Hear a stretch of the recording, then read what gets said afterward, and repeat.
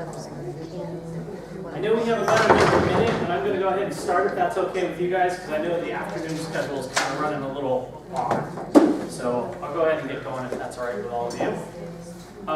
First of all, thanks for coming. I appreciate with Stoney speaking that you guys all decided to come here. That's fantastic, because I was going to listen to him. You know, it's a bit awkward. So, do you need me? I think you turned it on before you left. So, just to clarify a couple of things, my name is pronounced Gery, not Gary. And I don't care, I answer pretty much anybody with a checkbook. So,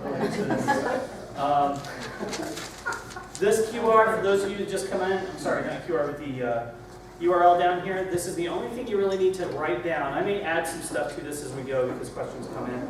But this is pretty much the only thing you got to write down. That'll get you to the notes for this. It's a PDF.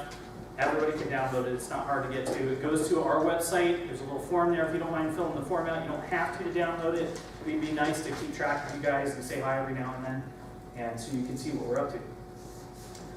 Okay, let's get this party rolling. Let's see here. Maybe. We're not. Oh, too many. What's going on there? They're not on there. It's fine. It doesn't want to talk to us. Hang on just a second.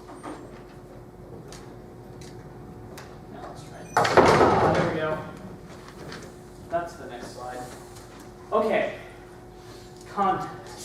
We're here to talk about content. You've actually heard about content all weekend, right? You've got to have this, you've got to have that, you need to do it this way, you need to do it that way. Well, all those guys are right. Everybody's right. What we haven't touched a lot on over the last day or so is the quality of that content. What exactly do you put in there to make sure that it's good? And who are we thinking about? We're going to try to cover all of that in a very short period of time here.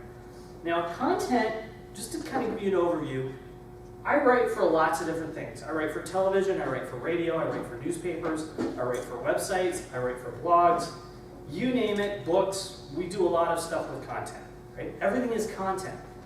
And content to me is this part of Dagwood's sandwich here, right? It's the part that you make the sandwich for.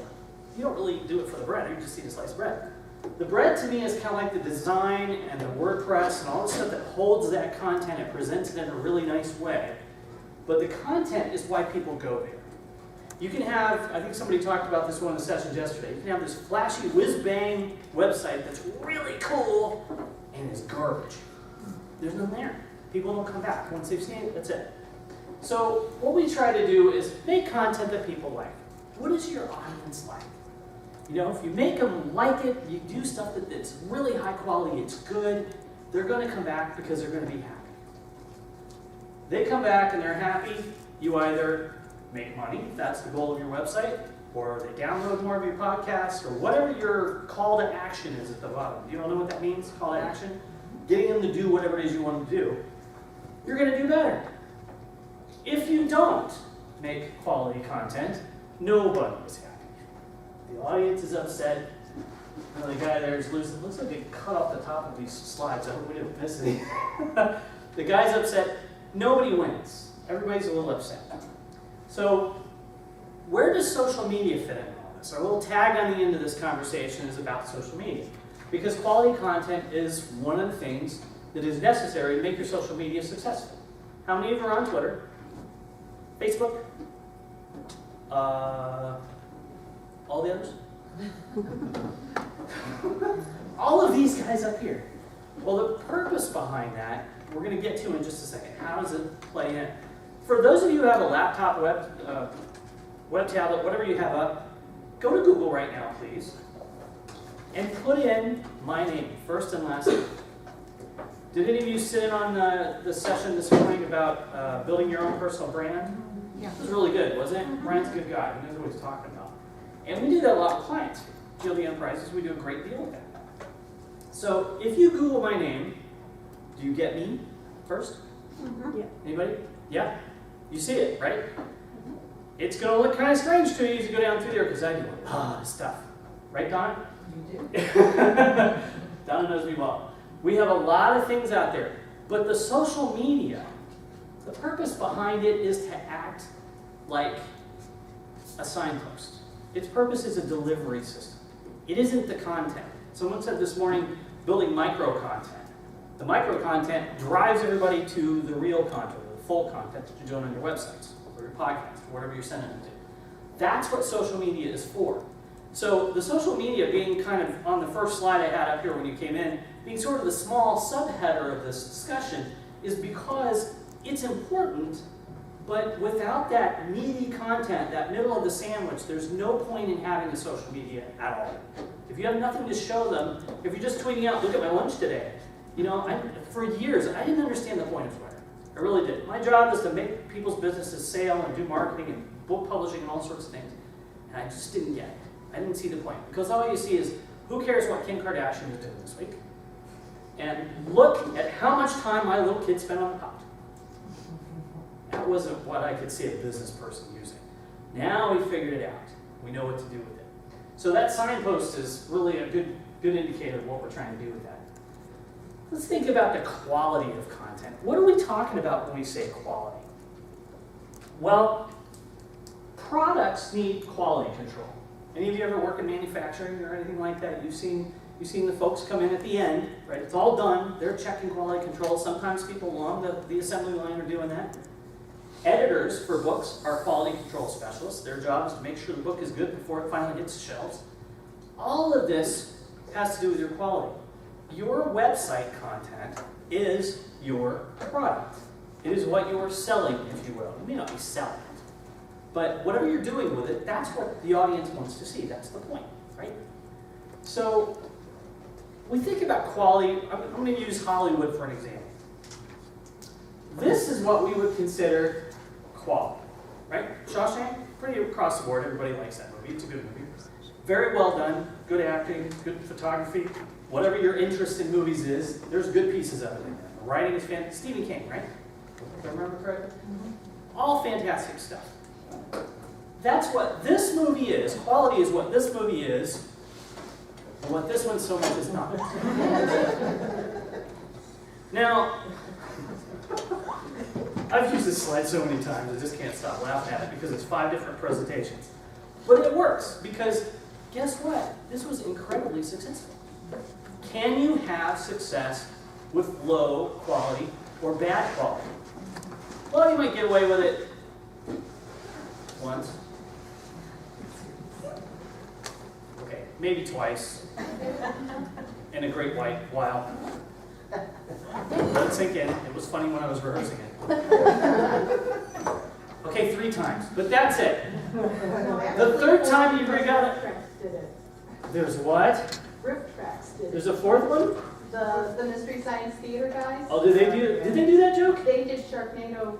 They 4. did Sharknado. Actually, I think it was the first one that they did, and they did a version of it where they. Well, if you're going to get away with bad content the 3rd time, it better jump out at you. That was mine. Hashtag really bad. All right. You get the point. There is bad content out there, and sometimes people will go for it, but we're laughing at this, right? It's not something you're going to see in a major motion picture in a theater. This was made for television on purpose. It's one of Sci-Fi Channel's little goofy things they put on Saturday. Nobody had a clue it was going to turn out like this. So what does that mean now? So this takes us to my first rule of content. And content is one of those things that I've devised, at least for our purposes, as websiters and bloggers and so on. 3 rules of content. This is the first one. Content is made for people, not search engines. When you say that to somebody who has been drilled in the head by SEO guys for the last 10 years, this is what they look like. They're shocked. What do you mean? What are people? We've got to get to the top of the Google rankings, man. What good are you? You know, we've given all we've got, Captain, and it's still not at number 1. Well, who cares if it's number 1? Nobody reads it. Nobody watches the video. Nobody does the podcast. Whatever it is. If it's not good, there's no point in being number 1. Does that make sense? Because there are a lot of people. I have a client right now, it's a good example. There's a roofer. They wanted to be number 1 in Dayton as a roofer. Do you know what it would take to get a roofer who just started out to be number 1 on Google tomorrow? He really expects that's how it's going to work. It's 2 years. He spent $1,000 a month with an SEO company. $1,000 a month. Not one phone call. Nothing. And he's still on page like 4 or 5. And the problem was that when they were making the content, the developer never asked the question, what do you want to be? Because they do roofing, siding, exteriors, restoration, all these things. They do it all. You want to be everything. You can't be everything. You got to pick something. You got to make a landing page. You got to do something to get it in there. When you do this for SEO, that's what's in everybody's head. We're not thinking about once you get there, what's going to determine whether you buy their product or not. Are you going to call them to get your roof done? Whatever. Are you going to call them to get your blog read? However it works. If you do it right, you'll have a line waiting to buy your stuff. Download your podcast. Watch your video. Whatever your goal is. It will be waiting for it. But if you do it badly, obviously it doesn't go right. When was the last time you saw Google or Yahoo buy something? Did you ever see these guys standing in line at the store? No. These are not consumers. These are distribution methods. These are telephone books. Remember when you used to go to a phone book and look up somebody and there's 53 lawyers in there and you broke your leg and gosh, you got to sue somebody today. So you open that book, there they are. Dyer Garofalo, man into it. And they say, buy our stuff, and they've got the biggest ad. We were Google back then. We picked and chose based on what we were looking at. Well, now we've got all these search engines, but the search engines don't buy anything. We're back to people again. I cannot stress that enough. And I'm not a favorite of a lot of SEO people because I tell them, SEO is not important. It just isn't. If you build good content and do it right, the SEO will happen naturally. You will not have to push it. You don't have to do what we're going to talk about in just a second. Which brings us to this. A long time ago, in a galaxy far, far away, we were all told as coders, I was an HTML coder for years, we were told that you have to meta-key everything, right? You got to do meta keywords and just tag the thing all over the place. You've got this big paragraph and a header of your content on your text editor, and it's all meta tags. So if you're a roofer, you're roofing Dayton, roofing Centerville, roofing, and it's all, that's how you did it. Because that's how the search engines work. Remember web crawler and all those guys? Well, now we're down to Yahoo, Bing, Google, like any of those other two matter after Google. But what we were told to do back then was stack the deck, right? We were supposed to lean it towards, if you put more of those in there, it would be hit more often. Well, then the algorithms came along that if the website was searched more, it would be hit more often. And then Google put more restrictions on it. Finally, I've been in this business 15 years. We have never strayed from this. It's always content-based. Always. We'll still put the keywords and we still do the Google citations and all that stuff. But if the content is not good, shop loading it is not going to matter. It's not going to make any difference. Because it's still not going to get up there. You've got to get people to go look at it. So in doing this, in building the website so it's people-oriented, you're driving traffic to it anyway. If you're using the social media like we talked about a minute ago, people are going to keep forwarding it around. Hey, look at this great picture that Bob just did. And it's going to get circulated. That's how stuff goes viral, not because somebody shot loaded it with keywords, right? So when we do shot loading web copy, I'm a writer at heart. We're a communications firm, but I'm a writer. That's what I do. This is what it looked like. Take a read of that for a second. How many times do the words carnival lamps show up? And believe it or not, there are still people telling you to do this. You'll never make it to the number one, you're not going to make it to the number one slot. Nobody knows what the heck a carnival lamp is. I actually looked it up. I don't know what it is either. This is a real piece of copy. All I did was change the names and the email address. That's a real copy. So if we redo something like this, imagine a whole web page. A whole web page. At lunch I was sitting with some folks, we were talking about clients, and I have an attorney client who has a website built on Joomla. And he wants me to take it over. And the interesting thing is the first page is a little bit about his firm, and then everything else is thank you to the web developer who did it for free because he's a client. They traded. So there's this junk, and it's like this. He did the same thing. He put he's in workers' comp law. So workers' comp law shows up about 10 times in the course of a paragraph and a half. It's ridiculous. So he wants me to take it over. So if I were going to change this and just stick to this type of format, I haven't rewritten anything really, but to make it more user-friendly, this is one option. It's half the words, it keeps the purpose, and it will still show up on the search engines. My guess is that carnival lamps are something that are so specific, you'll probably get there anyway. For those of you that Googled my name, Google it one more time and put the word bullwhip after it. I want to show you something. What word after? Bullwhip. B-U-L-L-W-H-I-P. You probably saw some of this. It came up. You didn't even have to. Because back in the day, the way I got into entertainment, some of you saw the video that we did with Dustin Hartzler, one of the organizers on Living Dayton this week. I got into that business because of sideshow work, stage work, entertainment work. And my website for our whip training studio comes up the first time. You can do a Google search for bullwhip lessons and we're #1. That's amazing. How did you do that? How many other bullwhip training centers do you know of? It's not that hard. It's all relative to what you do. If you're a lawyer for workers' comp and you're trying to be #1 on the search engine, good freaking luck to you. It's just hard to do. It can be done. It's just really, really tough. But it's going to get started like something like this. All right, let's keep going. You got to speak to your audience. Not all these kind folks are waiting around for something neat to happen. What are you going to give them? Who has a website already? I want to keep this discussion thing tight. Yes, ma'am. What kind of website do you have? And if you can't tell us what kind it is, that's fine. What kind, like? What type of website? What is it? What's the purpose of it? What's the purpose of it? Just to share information about my company. Okay, so you're sharing information. Do people have an opportunity to contact you through that, to buy from you later, or whatever, Yes. to collect information, anything like that? All right, so it's a basic business orientation type thing. Okay, any different than that? Yes, Well, it's not, but blah, blah. one more time. It's for a web series that I'm producing. Okay, So I don't. video, right? Yeah, Okay. I don't know if that would be under the same type. No, it's necessarily. different. It's different. It's more creative, a little bit different. Anybody different from those two? Yes. Photography website. Okay, that's a little bit more like yours. You have a book, I have a correct? book. You're trying to sell a book. Mhm. All right. Yes, sir? Affiliate marketing. Affiliate marketing, that's interesting. You don't hear that a lot anymore. That's pretty good. You guys know what affiliate marketing is? You sell a lot of stuff that you don't have to do anything with. And you get money for it. It's awesome. It's really very good. My website's covered with that stuff, so just don't buy stuff from there if you don't want to. But you got to talk to that audience. You guys know, because of the type of WordPress sites or websites you have, what kind of audience you're trying to reach.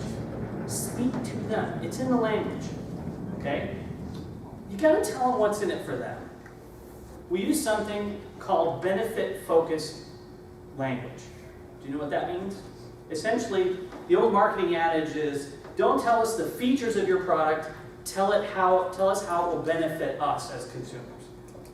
And when I'm saying consumer product, all that, please realize I'm also talking about readers to your blog, people that you want to sign up to get your podcast, whatever. They are consumers.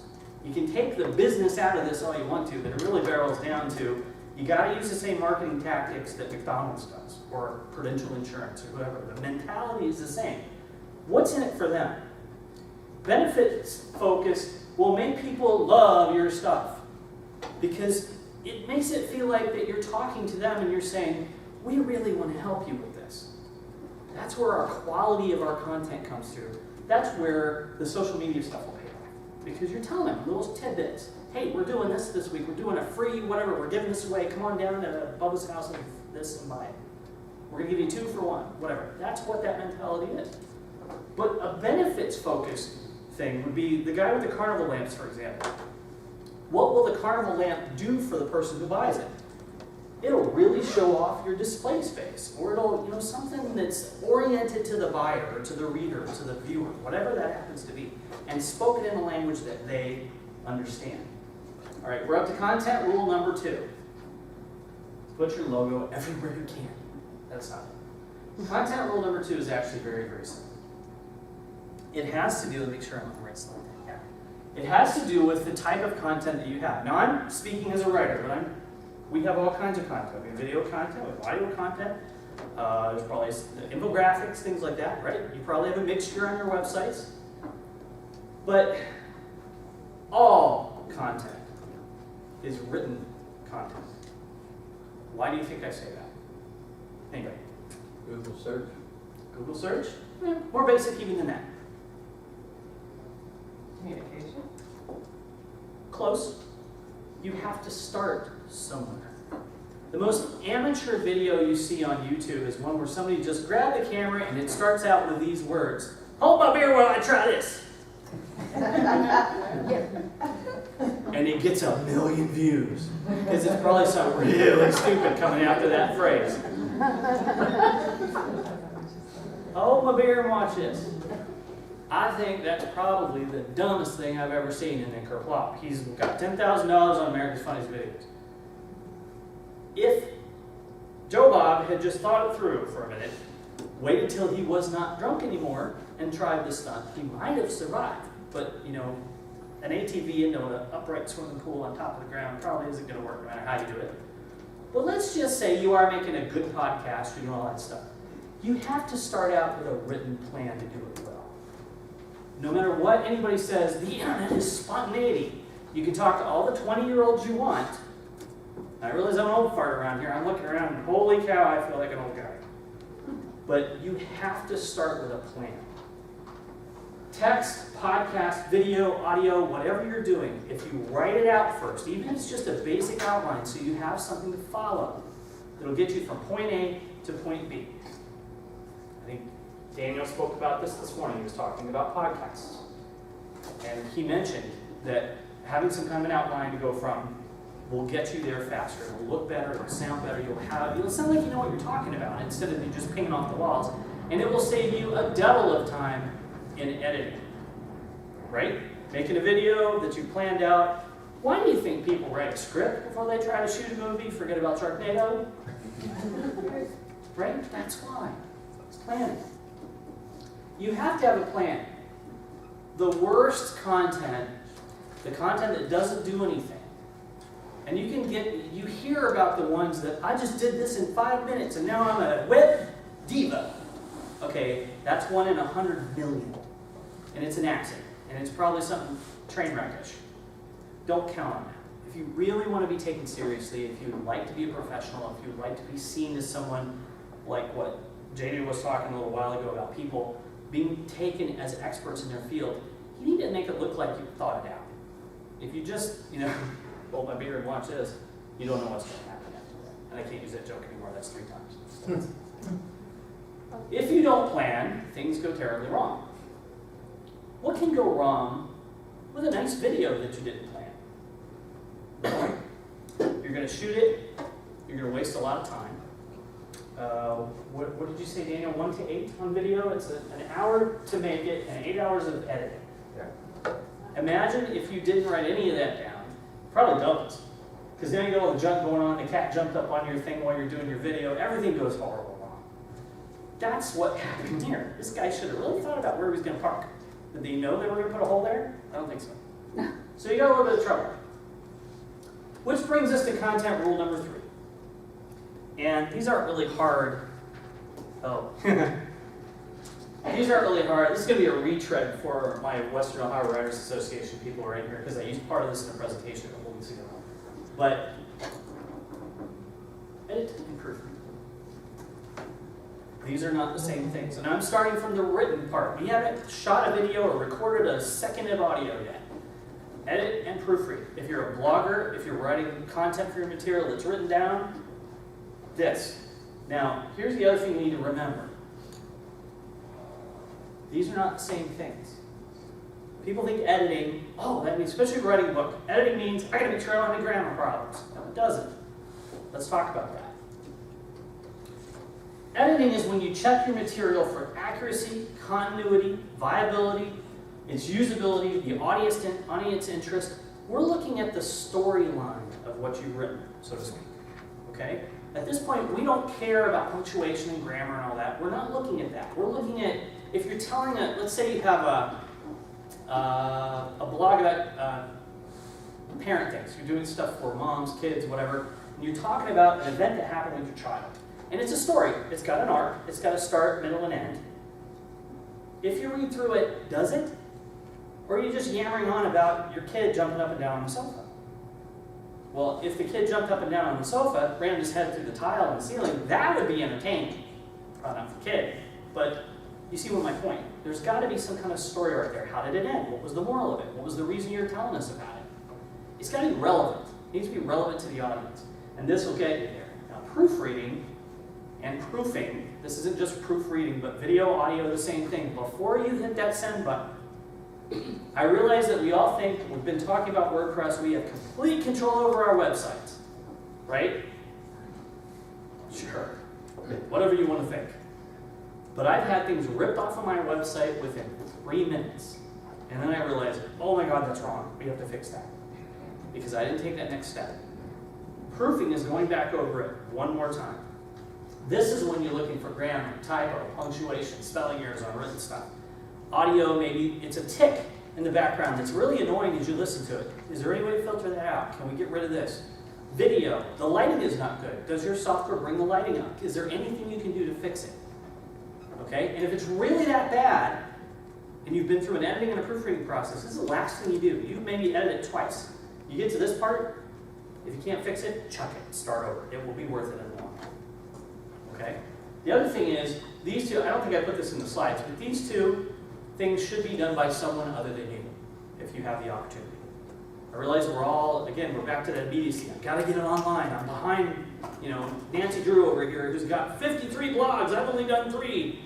Well, Nancy Drew also has no punctuation. She uses comma splices and dangling whatevers, and just, that's why she can do 53 of these things, okay? Take the time, it will pay off.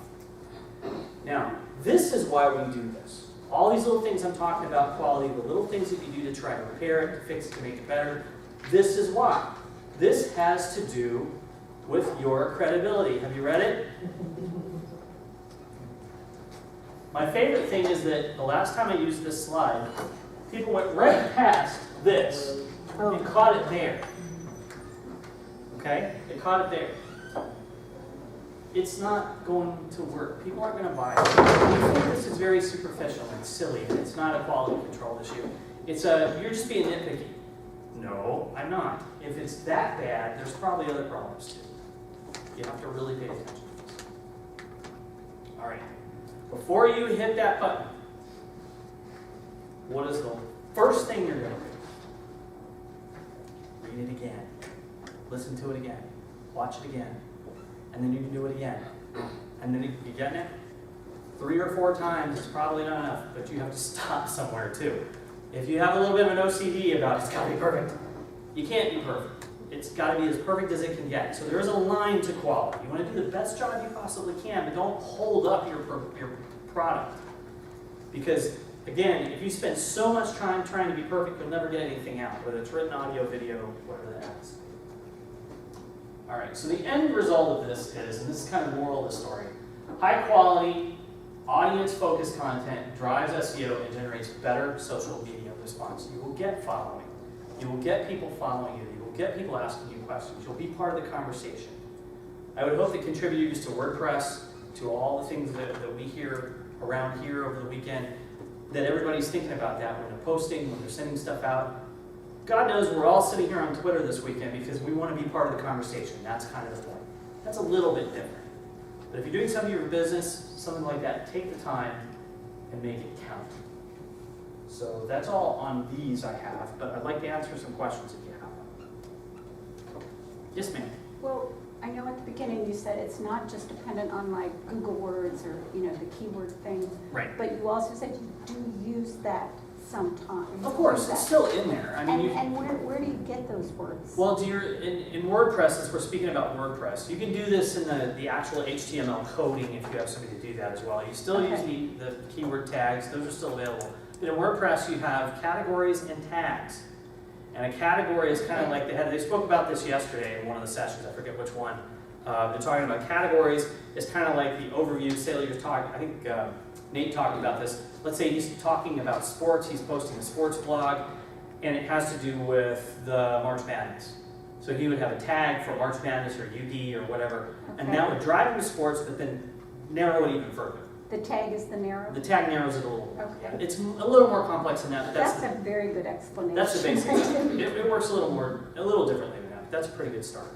There are other ways you can use those as well. Other questions? Loads of answers. Well, when you think of a question, I'll tell you a little more about why I'm even here. GLE Enterprises is a communications company, public relations, marketing, and IT, and we do a lot of work with publishing. We do a lot of work with authors. We spend a lot of time trying to get our customers' web presence to look right. But we look at it across the board. It's called cross-platform marketing, where we actually do the content. We're sort of specialists in content marketing. So we do a public relations piece that also turns into a part of a newsletter, which also turns into part of their web blog, which turns into their social media, and it's all one big package. It all goes together.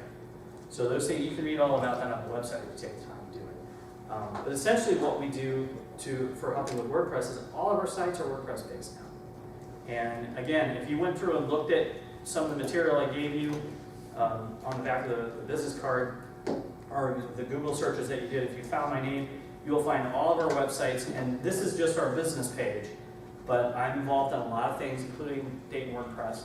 And we're just trying to, give you more outlets. Everybody's talking very technical. This has more to do with the content, the meat of your website, and it's important. We'll probably expand this a little bit next time, and we'll do some of these at the meetup too, and go into a little more detail about which pages belong on what, how you put things in there, and how you check for that quality as well.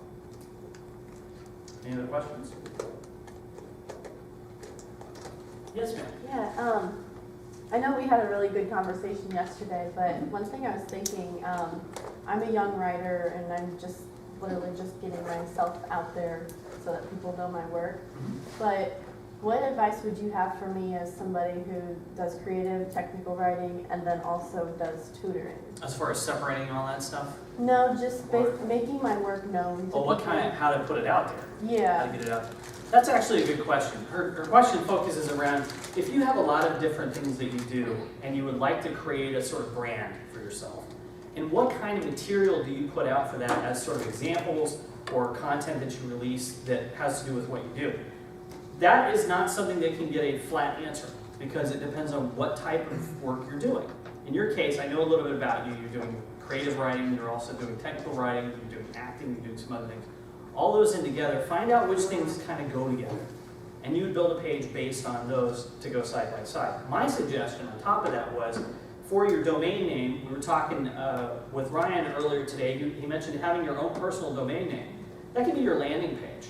And on your landing page, you can have other buttons to send them to the things that they're specifically interested in. So they can see it if they want. If not, that's fine. And if you ask 10 of us, you're going to get 10 different answers. But that's my answer. Yeah. There's a lot of different ways to do that. But I should speak to writers for just a minute. If you do write, if you have a book, if you have whatever, be very, very careful. I can't go back to the editing and proofing and the good content more than for writers, because I deal with a lot of writers. And the issue that I see is they're so, I've got to get it out there, that they don't realize that if you get one thing out there the first time and it's bad, you may lose that audience indefinitely. You will not be able to get them back. We have a really rough society when it comes to creative consumption. They will not give you a second chance. If you put garbage out, they're not going to come back. That's it. You've had your chance. So the organization that I run, the Western Ohio Writers Association, we put together an anthology. 11 stories. Publisher wanted it. Okay, fine, but we're going to edit it. It's a small publishing house. They don't really have one editor. So it took 2 years to get the book out. But you know what? It got the only review one big reviewer did for anthologies ever, and she loved it. She called out different stories. She called out different authors. We got a fantastic response on it. And the interesting part about that is that it was because we took the time to do the content well and did not release it online ahead of time. You can build up interest in a book by releasing a part of a chapter or something like that. That's fine. But if it's not absolutely good, ready to go to press, don't put it out there. And self-publishing is wonderful. This is a whole different conversation. Self-publishing is great, but talk to somebody who understands the differences and what things you need to do to decide whether should I give this to an agent or should I go through self-publishing. If you have an agent that is not submitting your book to publishers, dump them. If they're charging you money, dump them. It has to do with this quality again. They should not be charging you money to get your book out there. They get money when you sell. That's the point. That's all I'm gonna say about that, but. Any other questions? Yes, sir. Breaking into freelance writing, Yes. trying to get articles. Don't ever do it. Don't do it. But if you insist, go ahead. Why would you, what's? It's a hard job. Yeah. It's a very hard job. If you have to depend on it for a living, like I have done for the last 10 years, it is very difficult. What if you don't? What If wanna you do just want to do it, for pleasure? And make a little money, but you not. make a little money. You will make a little money. No. So let me sideline that. You will make a little money. You're not going to make a lot of money. I mentioned, I think it's on the thing they stuck up for all of us on the WordPress website. I have a Pulitzer nomination. In fact, a lot of good that does me in this room, but it looks good.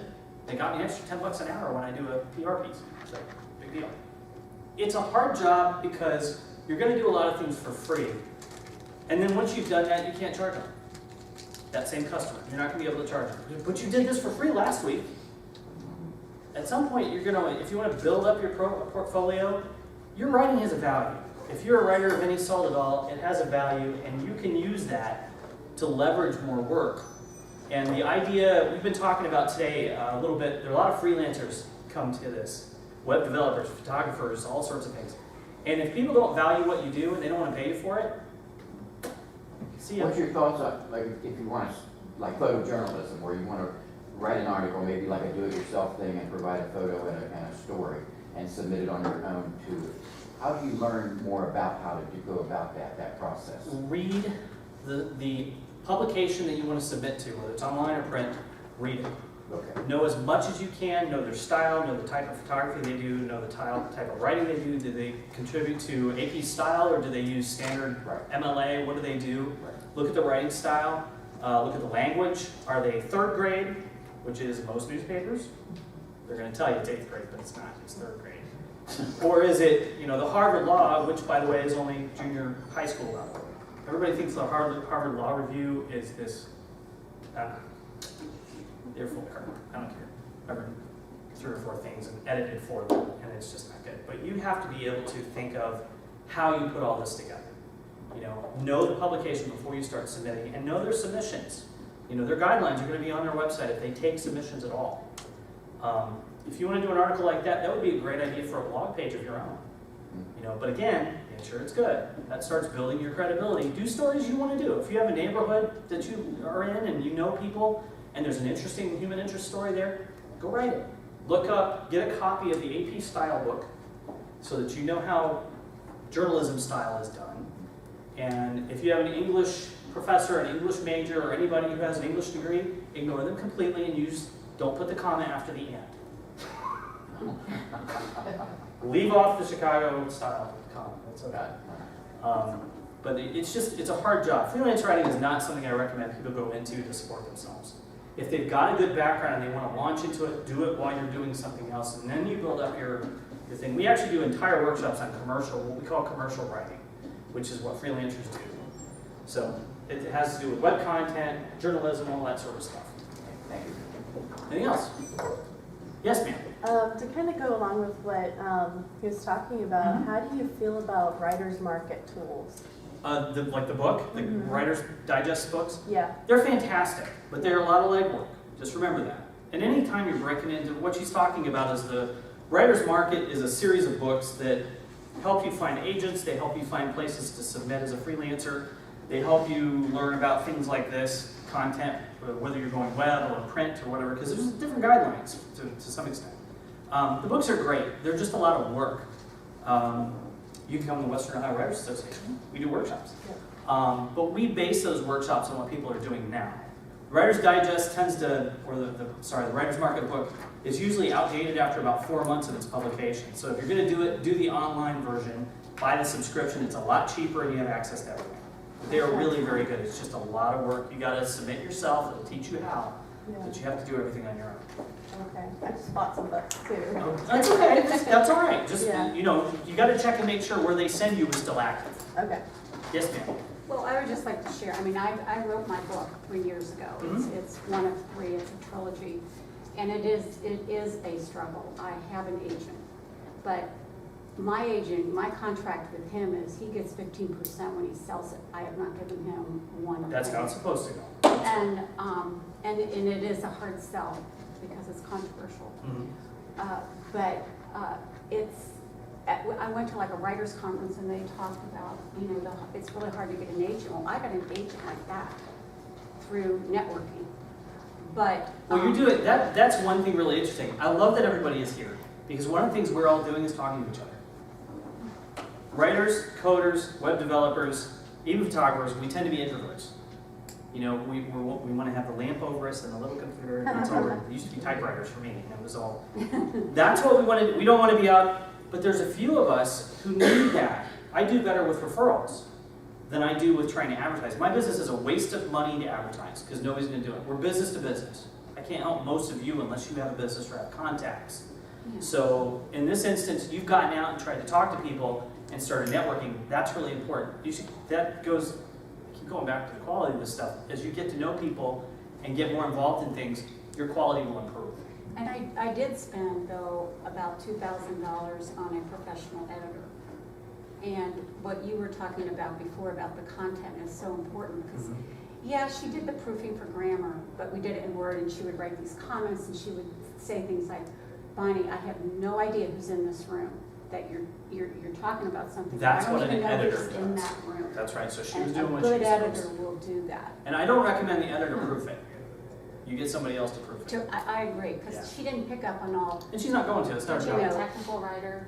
Pardon? Don't you have a technical writer usually proof it? You can, yeah, you can call it that. Essentially, they're looking for the grammar and the technical stuff. Actually, I had a mechanics. nun proof it for that. You had a nun proof it? Yes, she was a teacher. She had been a teacher. Oh, that's a good one. She's to use. super neat. Where did you get this comma? Whack! She's about this tall. She's sweet. It's the little ones that are scariest. Yeah. Catholic school stories are not allowed right now. Oh, I love that one. Anyone else have a question? I think we're out of time. I don't want to hold you up. Yes, real quick. The script that you put up about the land, that Mhm. you kept repeating. Yeah. Now that looked like a typical SEO Yes. driven, go find It was your real. keyword. It was real. But it seems like to some extent the idea of finding keywords and their process about which keywords for your business gets the most hit, Mhm. you still should do that, I think. I mean, even Well, that's why you do the content the way it is, and you go out and Google some things to find out what other people are looking for. Find out what people are asking for, and then you'll kind of base it on that. If you're new to the business, because there's very little we all do that somebody hasn't already done. And you can find out who comes up first. Why do they come up first? Go look at their source code. Look at, there are a lot of ways to do that. But yes, absolutely, you still do that. You just don't show everybody. yeah. It's different. That's all I have, ladies and gentlemen. Thank you very much.